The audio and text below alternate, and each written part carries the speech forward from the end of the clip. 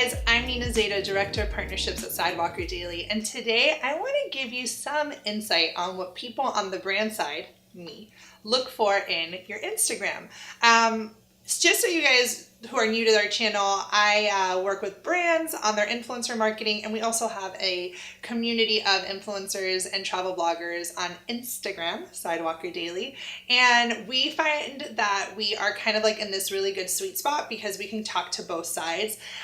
We have an Instagram, so we kind of are in it with you guys. We understand what's going on, but we also work with the brands. So when I am working with an influencer, I obviously go to their Instagram page and do my vetting, and I go in and I look, but I wanted to share what I do, what's my process like. So I definitely look at your bio. If your bio is just like a little weak few spots, macchiato drinker, loves puppies, I don't know, sometimes I glaze over it. I like it when bios are really specific and niche oriented. So if you say things to me like, I am an adventure travel blogger, or I am, a travel blogger who focuses on certain destinations. And of course it can be said in like a fun, cute tone, but I read your bio. So don't fall short on your bio. Make sure that you put some time into it. I also look at your comments. I look to see who's commenting on your page. Is it always the same 12 people Instapods, or is it, a variety of different people? I will literally go through and look at all the comments for like the last 10, 20 posts to kind of like research who is her or his audience, what are they responding? What's the sentiment? Are they supportive? Are they bashing? Are they bots? Great story, and it has nothing to do with it. I want to know, because when you tell me that you get 200 comments a post, I'm going to look through those comments and make sure that they're like verified comments and not, weird, shady comments. I'm going to look at your followers. I'm going to go in there and just do a quick browse to see what type of followers you have. Do we have followers like in common? Do any accounts that stand out that I know follow you? We definitely go into the followers to make sure it's not like a bunch of ghost accounts or like random, accounts. I tend to look at, when I look at your photos, it sounds silly, but it's like, I want to make sure that you actually are posting like really great content. So like when the crop is off and you have like that little crop and the photo's like this big, I'm like, why would she do that? It just doesn't look good. So people are looking at your photography. And when it comes to photography, one of the biggest things I look at is how do you showcase the destination?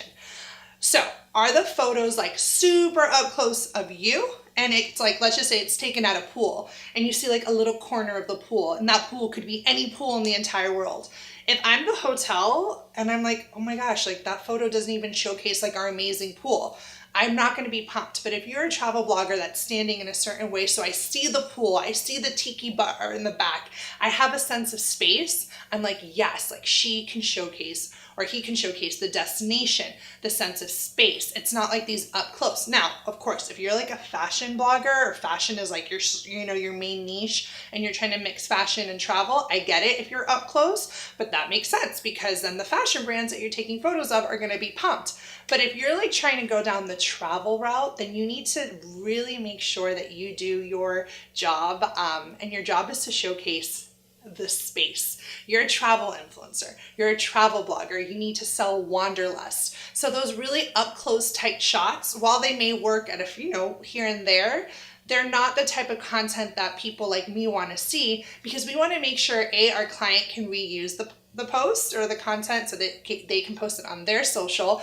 And we know our client, like a lot of times they may be, men that are a little bit older or women that are older as well. And if it's like these really uptight bikini shots, well, that would be great for a swimwear brand.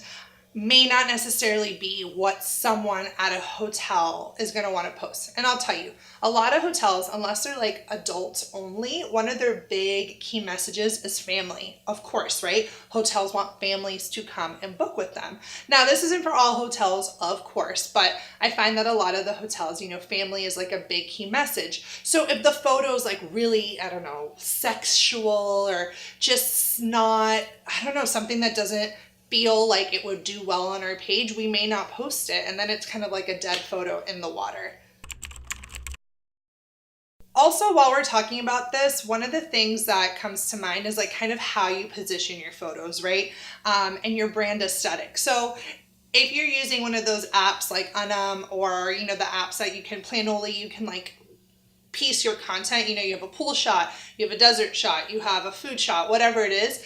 I also look into that. I'm like, okay, what is her placement? Like, how does she tell stories? Does she tell like, okay, all her Greece photos are here, all her Italy photos are here, or is she doing like one by one? Those are things that like we look into. Your overall brand is on Instagram, right? So like if you're posting in a very strategic way, I will scroll and I will get a sense of your brand and very quickly. So it's always important to consider your layout, how you're posting, where you're posting, and what's going next to each other. And that kind of also goes for editing vibe.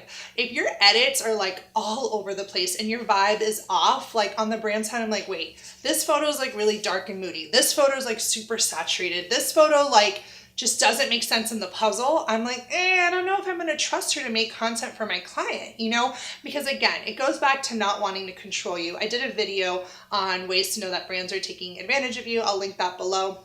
And one of the things is like, the really best brands to work with, or hotels or destinations or whatever, are not going to try to control you.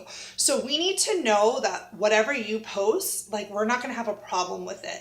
And that's because we don't want to control you, or at least I don't. I don't want to have to do more work than I already do. So the trust is built on how you treat your Instagram, because ultimately your Instagram is your brand. And if you're treating your brand in a certain way, I know that you'll treat our brand with that same amount of quality.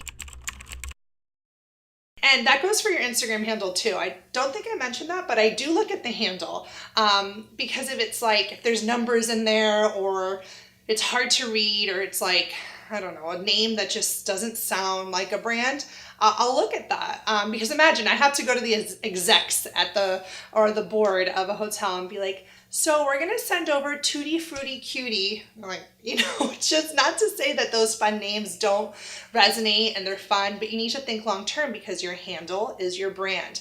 Whatever, you know, that is your name. So it's important that you put some effort into making sure everything is cohesive, from your image, your content,